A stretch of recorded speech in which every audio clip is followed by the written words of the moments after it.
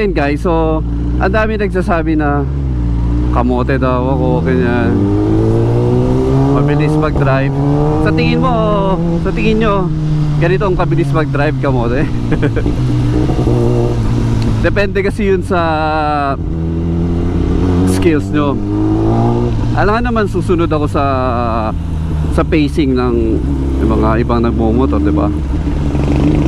Eh kahit sa pacing ko nga, di nga ako maka third gear eh. Gusto nyo pa sundan ko yung pacing nyo. Eh di naman tayo parehas, diba?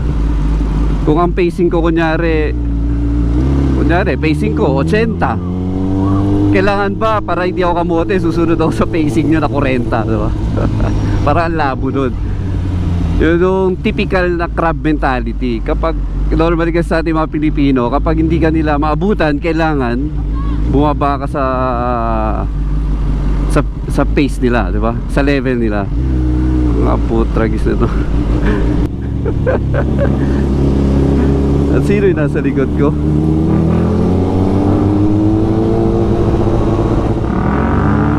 Parang ito mga to, pagbigyan natin.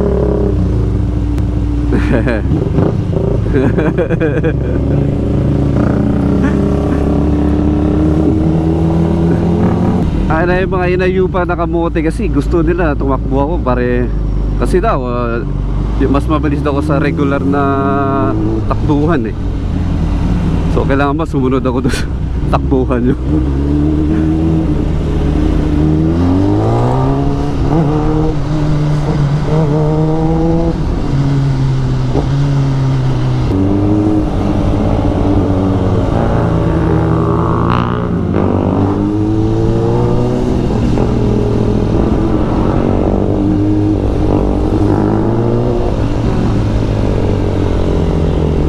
So ganun nga guys, kapag may mabilis magtapatakbo, hindi doesn't mean kamote yun. Siguro baka mas kaya ko lang kontrolin yung motor ko, di ba? Ganoon naman yan eh. Yung skills mo kasi depende dun sa gaano mabilis magtumakbo at kung gaano mo kayang pahintuin yun. Yun lang yun talaga. Ganoon kasi basic ng motor eh. Mabilis ka patakbo, kaya mo ba siyang pahintuin yung bilis na yan, diba? Kaya kasi mostly nag-uumpisa talaga yung aksidente natin kapag mabilis patakbo pero yung rider di na niya pahinto ng tama, ng mayos, ayun, aksidente. Kaya lang, nasa traffic tayo ngayon ano ka ng teteng tong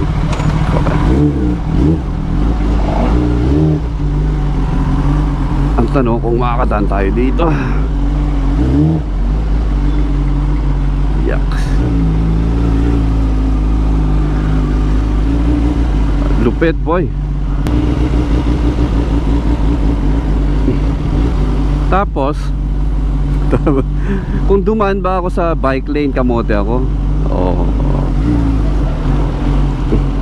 Eh kasi sabi share the road.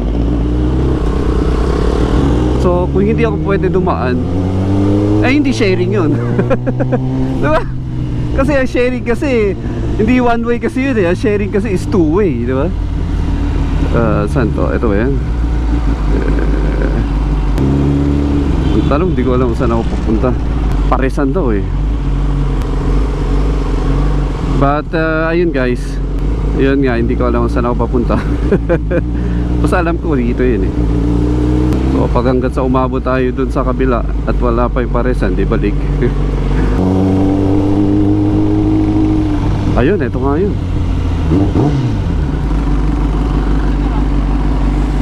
Dito na.